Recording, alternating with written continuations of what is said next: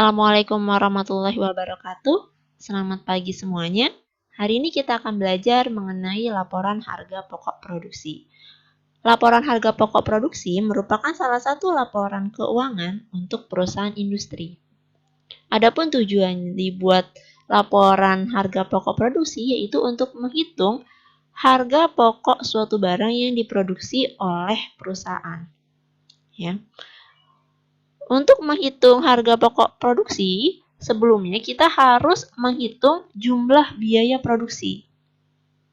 Jumlah biaya produksi berdasarkan dari bahan baku, tenaga kerja langsung, dan overhead pabrik.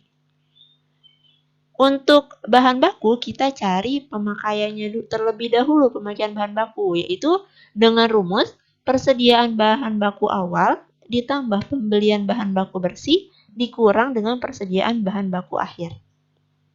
Nah, untuk pembelian bahan baku itu adalah pembelian bahan baku bersih, ya. Jadi rumusnya adalah pembelian bahan baku kotornya ditambah biaya angkut pembelian bahan baku dikurang retur pembelian bahan baku dikurang potongan pembelian bahan baku, maka jadilah pembelian bahan baku bersih.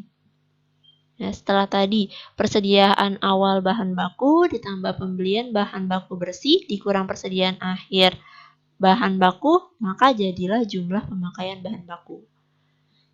Setelah dihitung pemakaian bahan baku, lalu kita hitung jumlah tenaga kerja langsungnya.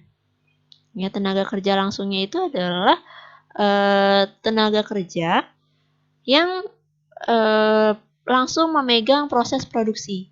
Contoh, misal kita perusahaannya memproduksi pakaian, maka yang menjadi tenaga kerja langsungnya adalah penjahitnya, pemotong kainnya. Nah, itu adalah tenaga kerja langsung. Nah, itu upahnya atau gajinya kita masukkan ke dalam laporan harga pokok produksi.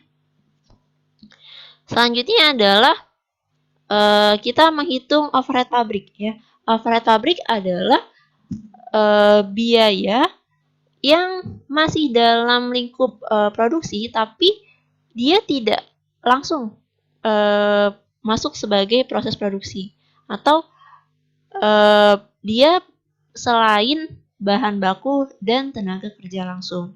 Nah, di sini ada bahan penolong, ada tenaga kerja tak langsung, ada penyusutan gedung pabrik, penyusutan mesin, pemeliharaan gedung pabrik, pemeliharaan mesin, asuransi pabrik, beban lain-lain pabrik, dan BOP lainnya.